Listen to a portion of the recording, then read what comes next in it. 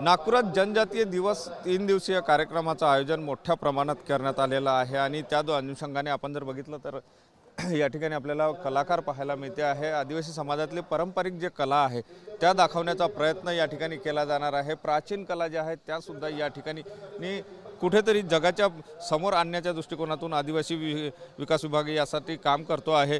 आदिवासी मंत्री आपल्यासोबत आहे। सर, काय सांगाल, एकंदर हा जो कार्यक्रम आहे याच्या मागचा नेमका उद्देश काय आहे आणि काय नेमकं? आमच्या भगवान बिरसा मुंडा यांच्या 150व्या जयंतीचं औचित्य साधून या वर्षामध्ये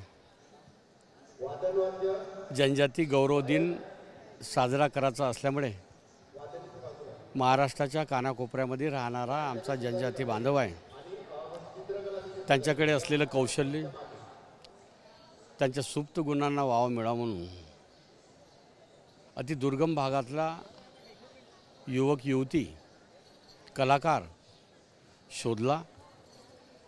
भगवान बिरसा मुंडा कला संगमांनी अतिशय मेहनत केली आणि त्याच्या माध्यमातून 6 विभागामध्ये स्पर्धा घेतल्या आणि त्या स्पर्धेमध्ये जे जे आले त्यांची आज राज्यस्तरीय फेरी आहे। राज्यस्तरीय फेरीमध्ये प्रथम द्वितीय तृतीय क्रमांक दिला जाईल, परंतु आमचे कलाकार, संगीतकार, गीतकार हे सर्व आम्ही शोधून एका व्यासपीठावर आणले। 40,000 कलाकारांनी नोंदणी केली आणि त्यांचं या ठिकाणी उत्तम सादरीकरण झाल्यामुळे निश्चितच जनजाती समाजामध्ये उत्साह आहे, आनंद आहे।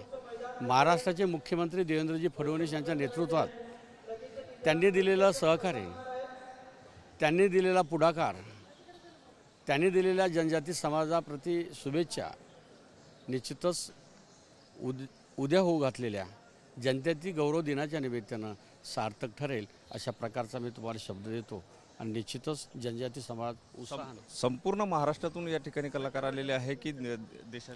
संपूर्ण महाराष्ट्रातून आलेले कलाकार आहे। नंदुरबार, पालघर, भामरागड या ठिकाणून आलेले कलाकार आहेत। त्यांचं असलेलं कौशल्य इथं उत्तम सादरीकरण होणार आहे।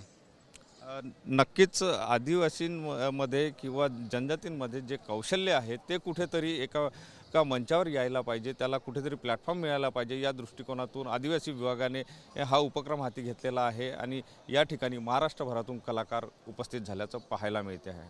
कॅमेरामन साईसह सुनील ढगे, TV9 मराठी, नागपूर।